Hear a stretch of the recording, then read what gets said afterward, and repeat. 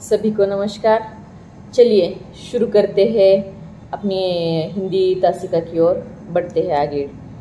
पिछली तासिका में हमने देखा कि भाषा जो है उसके मौखिक, सांकेतिक और लिखित यह 3 रूप है।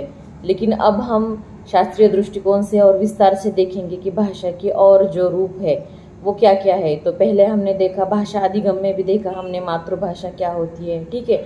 अब हम विस्तार से देखेंगे कि भाषा के और सुचारू रूप से जो भी उसके रूप निश्चित किए गए हैं, जिसे हम प्रकार भी कह सकते हैं, वह क्या है, ठीक है। तो पहला है मातृभाषा, यानी भाषा का पहला स्वरूप, प्रथम स्वरूप मातृभाषा कहलाती है।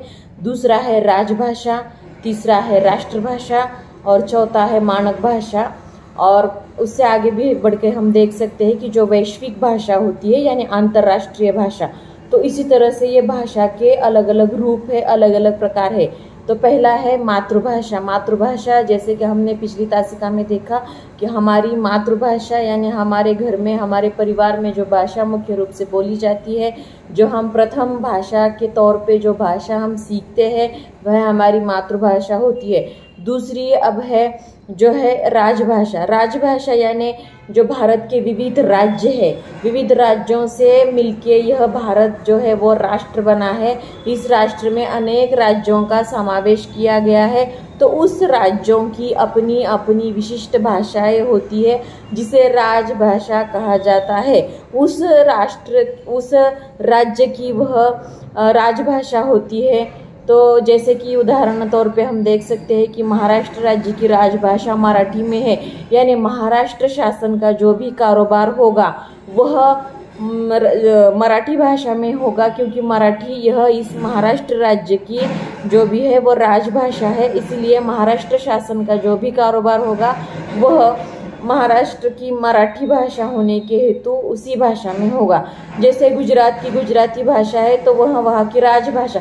अब यहाँ पे आप समझ सकते हो कि राजभाषा यानी उस राज्य की प्रमाणित भाषा, ठीक है। उस राज्य की प्रमाणित भाषा यानी उस राज्य के ज़्यादातर लोग जिस भाषा का अवलंब करते हैं, उपयोग करते हैं, वह उस राज्य की राजभाषा कहलाती है। उदाहरण तौर पे महाराष्ट्र के जितने भी लोग हैं वो ज़्यादातर मराठी भाषा का उपयोग करते हैं। मराठी यहाँ की मातृभाषा है, मूल भाषा है, प्रथम भाषा है। इसीलिए महाराष्ट्र शासन ने मराठी को प्रमाण भाषा के रूप में राजभाषा के लिए प्रमाणित कर दिया गया है।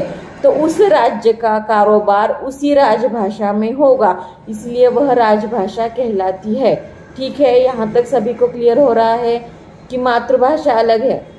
अब महाराष्ट्र में अलग अलग बोलियां है, जैसे खानदेशी है, अहिरानी है, मराठवाड़ी है, ठीक है। उसका लहजा अलग अलग है, उसकी लिपियां अलग अलग है, उसका प्रमाणित रूप नहीं है, लेकिन बोली भाषाओं के तौर पे है, लेकिन अलग अलग भाषाएं हैं। इसमें से मराठी को ही प्रमाण भाषा और राजभाषा का दर्जा दिया गया है और इसीलिए मराठी भाषा को ही महाराष्ट्र शासन के कारोबार में उसका अवलंब किया जाता है। ठीक उसी तरह से अनेक राज्यों की अपनी अपनी अलग अलग उपभाषाएं, बोली भाषाएं भी हो सकती है, लेकिन उसमें ज़्यादातर जो लोग वह भाषा समझते हैं, उस भाषा का प्रयोग करने के लिए वह तैयार है, उस भाषा का अवलंब वो अच्छे रूप से करते हैं, उसे हम उस राज्य की जो है वो राजभाषा कहते हैं। वह राजभाषा के तौर पे उस राज्य के शासन द्वारा स्वीकृत राजभाषा होती है। तो यह समझ में आ रहा है। मातृभाषा यानी अपनी अपनी सबकी अलग अलग भाषा है। राजभाषा यानी उस पर्टिकुलर स्टेट की, उस विशिष्ट राज्य की अपनी जो प्रमाणित, जिसपे स्टैंपिंग कर दिया है उसकी गवर्नमेंट ने, उसके शासन ने, उसे कहते हैं राजभाषा। तीसरी होती है राष्ट्रभाषा, यानी उस राष्ट्र के, उस राष्ट्र समूह के लोग जो भाषा अधिक रूप से जानते हैं, अवलंब करने के लिए तैयार है, जिसका उपयोग वो अपनी रोजमर्रा की जिंदगी में कर सकते हैं, जिस भाषा के द्वारा उन लोगों का संप्रेषण सुचारू रूप से होता है, आंतर क्रियाएं होती है, विचारों का लेन देन होता है, वह भाषा उस राष्ट्र द्वारा उस राष्ट्र की प्रमाणित भाषा के तौर पे, राष्ट्रभाषा के तौर पे स्वीकृत की जाती है। जैसे कि हिंदी, यह जो भी हमारी राष्ट्रभाषा है, तो यह आमतौर पे कहलाती है। संविधान द्वारा इसे वह दर्जा अभी तक उस पर स्टैंपिंग नहीं किया गया है, उस पर मोहर नहीं लगी हुई है, लेकिन आमतौर पे हम यह बात करते हैं कि हिंदी यह हमारे भारत की राष्ट्रभाषा है। क्यों कहते हैं? इसे संविधान द्वारा स्वीकृत नहीं किया गया है अब तक, ठीक है।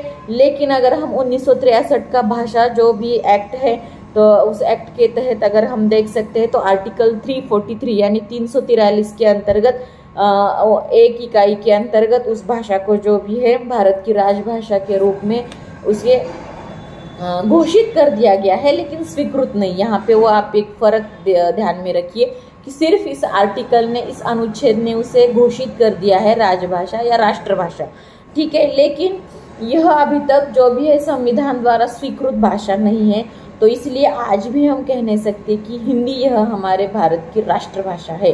संविधान तौर पे उसे स्वीकृत किया नहीं है, सिर्फ उसकी घोषणा की गई है, ठीक है।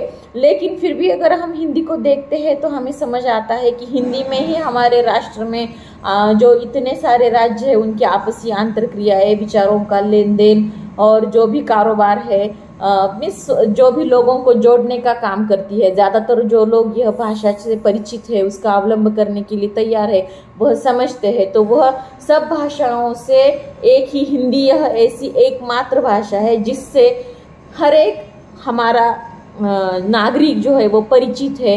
हिंदी से लेके सबको ज्ञान है, हिंदी भाषा का सब लोग अवलंब कर सकते हैं, उसका उपयोग कर सकते हैं, उसे समझ सकते हैं। यही एक भाषा है जिसने सारे राष्ट्र को जोड़कर रखने का उसमें सामर्थ्य है, और वह भाषा सशक्त है पूरे राष्ट्र को जोड़ने के लिए। इसीलिए उसको घोषित कर दिया है कि वह भारत की राष्ट्रभाषा होगी। लेकिन संविधान ने अभी तक उसे स्वीकृत नहीं किया है, लेकिन फिर भी उस भाषा का जो भी रूप है, जो भी दर्जा है, भारत को जोड़ के रखने वाली जो भाषा है वो प्रमुख रूप से और एकमात्र रूप से सिर्फ हिंदी भाषा ही है, ठीक है। तो इसी तरह से आज की तासिका में हमने क्या देखा? मातृभाषा सबकी अपनी अपनी अलग अलग है, ठीक है। जिस धर्म से, जिस प्रांत से आप रिलेट करते हो, संदर्भित हो, वहाँ की आपकी मातृभाषा होती है वह भाषा। दूसरी राजभाषा यानी जिस स्टेट में आप रहते हो, जिस राज्य में आप रहते हो, उस राज्य में ज़्यादातर लोगों द्वारा बोली जाने वाली, समझी जाने वाली भाषा है, जिस भाषा को उस राज्य के शासन ने अधिकृत ढंग से स्वीकार किया है प्रमाण भाषा के रूप में, वह राजभाषा होती है। उस राज्य का कारोबार जो भी होता है, शासकीय कारोबार, वह पूरा उसी भाषा में होता है। तीसरी है जो भी है वह राष्ट्रभाषा है कि उस राष्ट्र की भाषा, उस जो राष्ट्र को एक संध बांधने के लिए एक धागे में पिरो के रखती है, वह भाषा। जब हिंदी को हम वह घोषित कर दिया गया है कि हिंदुस्तान की हिंदी भाषा होगी, लेकिन संविधान ने उसे स्वीकृत नहीं किया। अब आगे जो रूप है वो है मानक भाषा, यानी जिस भाषाओं में कारोबार होता है ज़्यादातर, तो अंग्रेजी में भी अभी कारोबार हो चुका है शुरू, ठीक है। और शिक्षा में कार्यालयीन जो भी गतिविधियां हैं, जो कार्यालयीन जो भी भाषाएं हैं उसे हम मानक भाषा कह सकते हैं, जैसे अंग्रेजी है, हिंदी है, ठीक है।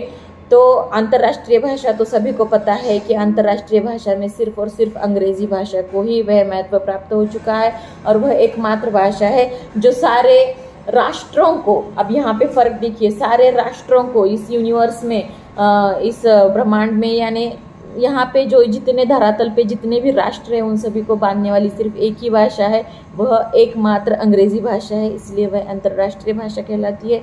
तो इसी तरह से यह भाषा के प्रकार है, और इसमें संक्षिप्त रूप से यह फर्क है वो आपको ध्यान में रखना होगा, ठीक है।